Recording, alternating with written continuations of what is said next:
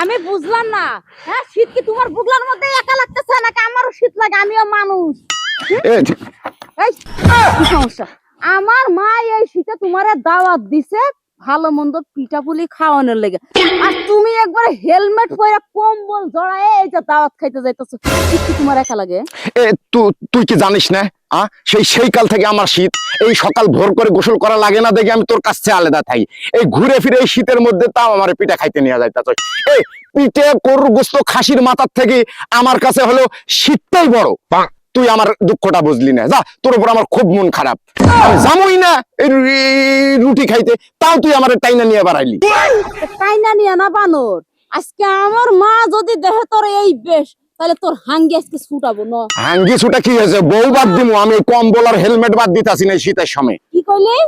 বউ বাদ দিবি? বউ বাদ দিলে তো রান্ধন করে 1 লাখ লাখ খাওয়ান লাগবো, বুগলার মধ্যে দিয়ে লাগুক তা মোর শীত আমি গাউত লাগাম না।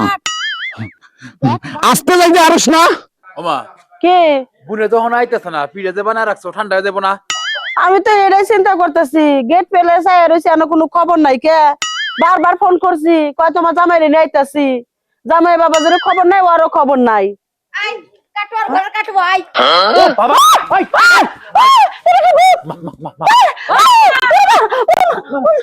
আরে এদিকে আই। কি এটা ভূত না। আসসালামু আলাইকুম আম্মা। ওয়ালাইকুম আসসালাম। জামাই বাবা যে তোমার এই অবস্থা কে?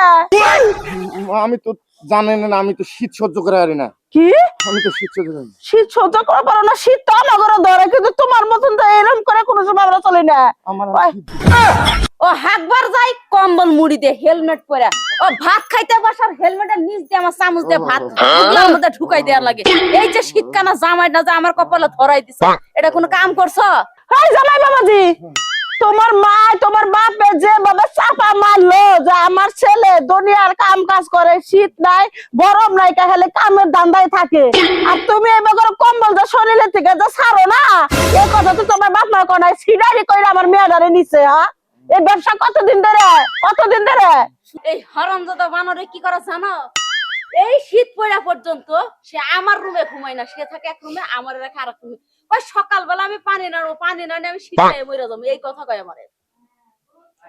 এই সকালবেলা এই শ্বশুর বাড়িতে নিয়ে আইলি আমার এই এত শীতের কাহিনী শুনাইতে। দুটা যদি পিঠা আম্মা বানাই থাকে তো আমার দে, আমি দুটা পিঠা খায়া যাক নেপের তলে হুই। এগুলা কাহিনী আমার ভালো লাগে না, আমার কাছে শীত সহ্য হয় না। শুনছো? শুনো গোলামের কথা শুনো। আর আম্মা, ও আম্মা, এই শীতের সময় কাম করে না সেটা কে কইছে? আমি দুপুরে 1টার সময় উঠি, 3টে পর্যন্ত রোদের সম কাম করি, আবার 3টের পর আবার নেপের তলে হুই। কে কয় আমার বাপে কাম কইছে মিছে কথা? আম্মা আমার বাপ তুলে কথা কইবেন না কিন্তু, কয়ে দিলাম। ও তার মানে শীতের মধ্যে ও 2 ঘন্টা করে কাম করে, বাকি সময় করে। তাহলে তো তোমার বাপে ঠিকই কইছে, তুমি গরমের মধ্যে কাম করো, শীতের মধ্যে কাম করো, রোদের মধ্যে রোদ থাপায়া তারপরে তুমি 2 ঘন্টা কাম করো। এটা করলে আমার মেয়ারে তোমার ভাত খাইবা দিব না। তোমারে দাওয়াত করছি, তুমি আইসব পিঠা খাইবা, এসব পিঠা খাইয়া তোমার বাপ মায়ের আমি ডাক দিতেছি, এইটার একটা ফয়সালা না করে আমার মেয়ারে তোমার কাছে দিব না। ওই তুমি শীতের মধ্যে কাঁপবা, আমার মেয়ারে শীতের মধ্যে আরেক ঘরে হয়ে রাখবা, তোমার লগে বিয়া দেওয়া লাভ হইলো কি? আচ্ছা, এই শীতটা তোমার বেডি কেন 2 মাস সহ্য করতে পারেন না? শীতটা পার হয় গরমটা হোক, তারপর এক জায়গায় হুমনি। শাশুড়ির হাতে কিবা করে কথা কল লাগে তুমি জানো না? সরল বাদ কিচ্ছু নাই, বাপ মাসি গালে তোমার আগে দি। ওই পাতিলের মধ্যে দুধের পিঠা ভিজা রাখছি, জামাই রে দে, তুই খা যা। আমার দুধের পিঠাটা গরম করো। কিসের গরম করবো? গরম করে কামড়ে খায়, ঠান্ডা তাকায়। তুই তো ই কর, দোকান খোলকা যায় যা।